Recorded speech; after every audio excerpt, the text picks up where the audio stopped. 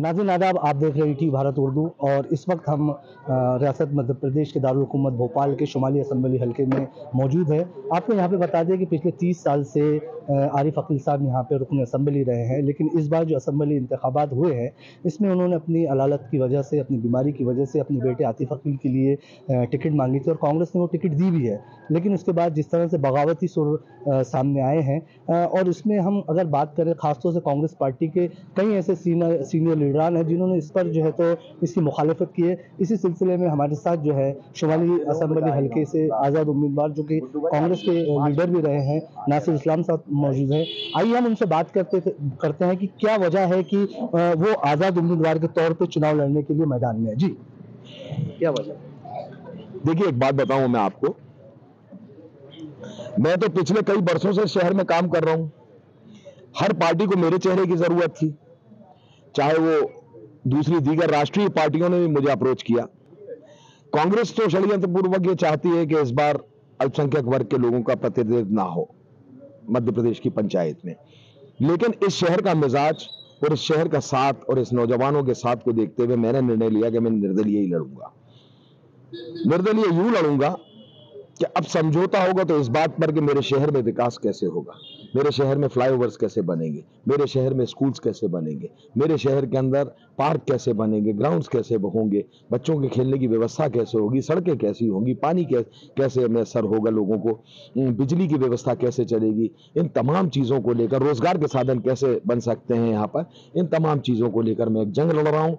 और यकीनी तौर के ऊपर इस आवाम ने, मैं तो इस काबिल ना था लेकिन आवाम ने मुझे बहुत आगे ला के खड़ा कर दिया। मैं बहुत शुक्रगुजार हूँ सब। जी नासिर साहब, मैं खासतौर से साहब कहूँगा, हमने कांग्रेस के सीनियर लीडरान से भी इस ताल्लुक से बात की तो उन्होंने साफ तौर से कहा था कि जिन लोगों को मुखालिफत कर रहे हैं या जो हमसे दूर होने की कोशिश कर रहे हैं और आज़ाद उम्मीदवार के तौर पे मैदान में उतर रहे हैं, हम उनको हुकूमत में आने पर कुछ ना कुछ ज़रूर देते और अच्छी जगह देते, लेकिन इसके बावजूद भी जो है तो बगावती सुर नजर आ रहे हैं। क्या वजह मानते? क्यों? देखिए, इस वजह से नजर आ रहा है ये कि जो लोग खुद खाए कि तुम्हें उत्तर से लड़ना है इस बार 3 साल पहले और लगातार बराबर कहते रहे, उनकी बात पर यकीन कैसे किया जा सकता है। दूसरी एक बात यह है कि 3 बातों पे बात डिपेंड करती है। एक, आपकी नीयत, तो नीयत इस शहर के लोगों ने मेरी बखूबी देखी है। दूसरी बात यह आती है कि आपकी मेहनत, तो मेहनत मैं मैदान के अंदर कर रहा हूं। और फिर तीसरी बात यह आती है, नीयत हो, मेहनत हो और जज्बा हो, और सबसे बड़ी चीज यह है कि जनाब कुर्बानियां मांगती है।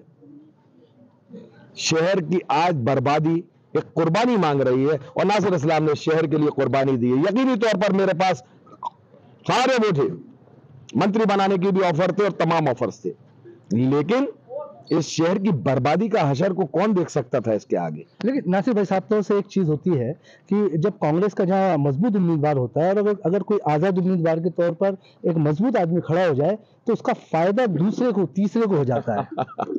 किस मजबूत की बात कर रहे हैं आप? जिसका भाई उसके साथ नहीं है, जिसका चचा उसके साथ नहीं है, जिसका बड़ा चचा उसके साथ नहीं है, जिसकी फुफियां उसके साथ नहीं है, पूरा शहर उसके साथ नहीं है, तो फिर क्या कौन मजबूत हुआ? मजबूत तो नासिर इस्लाम था, शहर कह रहा है पूरा, और आप भी जानते हैं, यकीन मानिए, आप सब ने कहा है। अरे पहले दिन टिकट देते खेल वही खत्म हो जाता, लेकिन अब रह जाती थी बात शहर की। 30 साल की बर्बादी है, आगे वाले 30 साल क्या होगा सब सोचना पड़ेगा ना जनाब।